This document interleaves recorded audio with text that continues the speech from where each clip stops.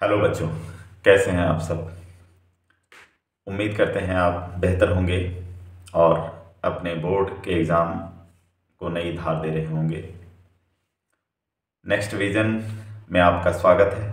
मैं तबारक अंसारी आप सबों का बहुत बहुत वेलकम करता हूं अपने चैनल पे। प्यारे बच्चों,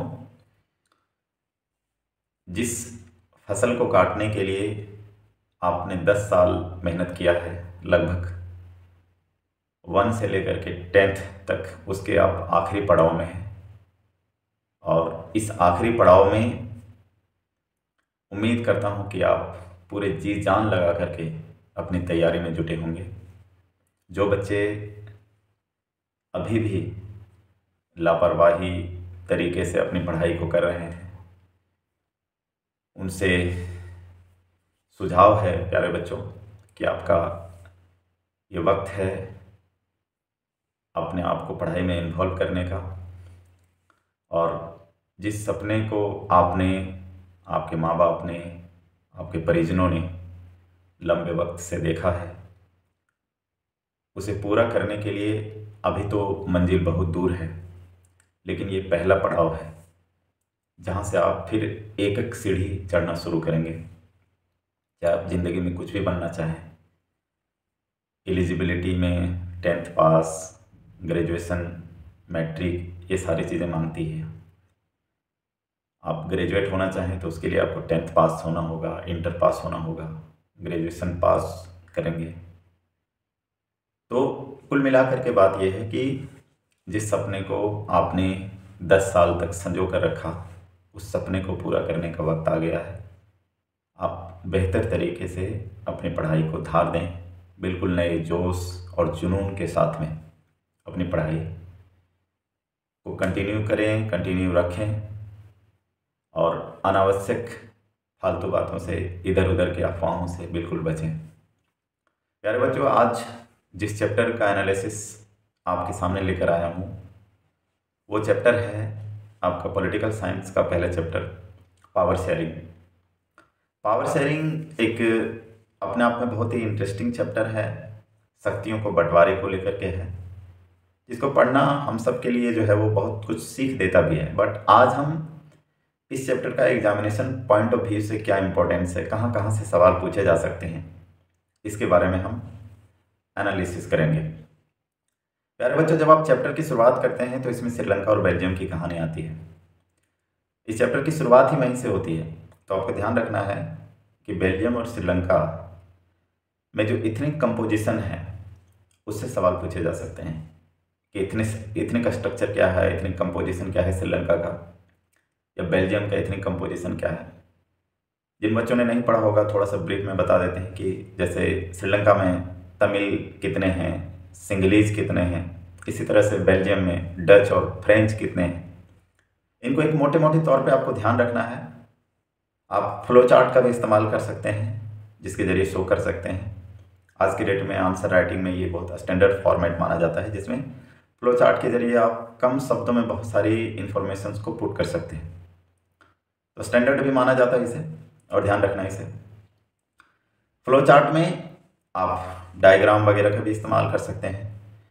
तो बहरहाल इस चैप्टर में यहाँ से सवाल पूछे जा सकते हैं कि बेल्जियम और श्रीलंका में जो इथनिक स्ट्रक्चर हैं उसके बारे में आपको ध्यान रखना है।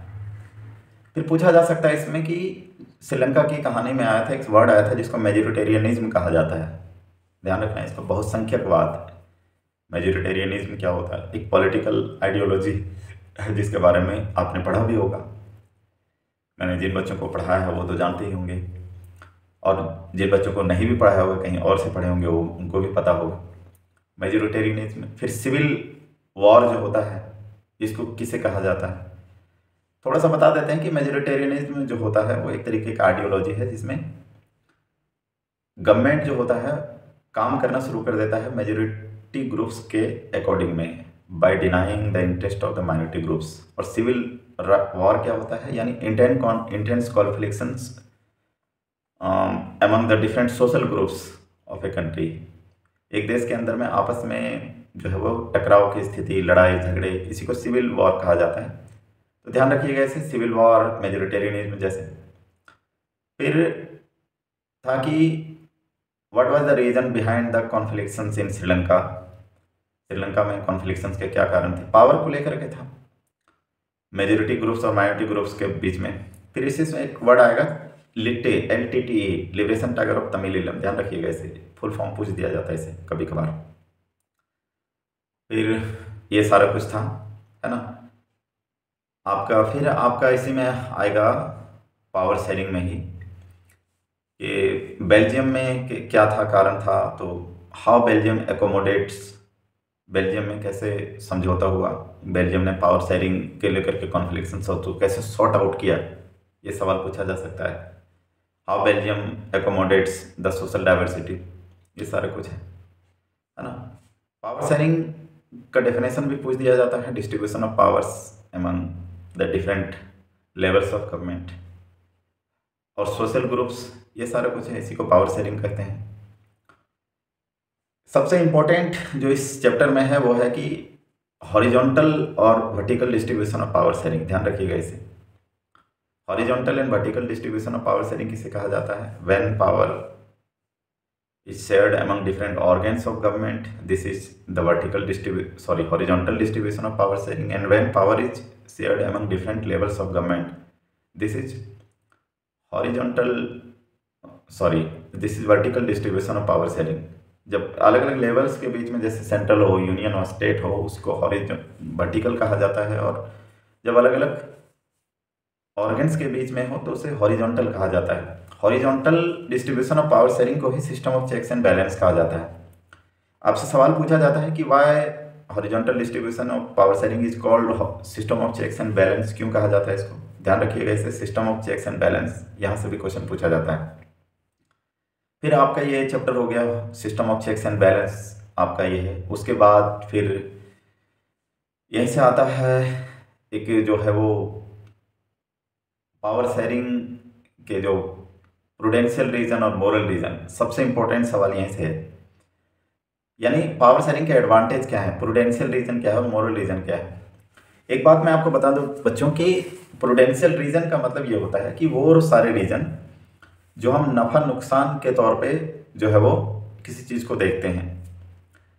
प्रूडेंशियल रीजन का मतलब वो कारण है जिसमें हम नफा नुकसान ढूंढते हैं। यानी जैसे कोई रास्ते में गिर गया हो और क्या होता है कि वो हम भी जा रहे हैं, वो भी जा रहा हो, व्यक्ति आगे वो जाकर के किसी कीचड़ में या गड्ढे में गिर गया हो, तो हम जाकर के उसे क्या करते हैं, उठाते हैं। क्या वहाँ पे हम नफ़ा नुकसान देखते हैं कि इसको उठाने के बाद हमें कितना पैसा मिलेगा या कुछ और चीज़ मिलेगा, ऐसा तो नहीं देखते हैं। तो ये मोरल रीज़न हो गया, नैतिक कारण है उस व्यक्ति को मदद करने का। दूसरा एग्जाम्पल बताते हैं कि किसी व्यक्ति ने आपसे कर्ज मांगा।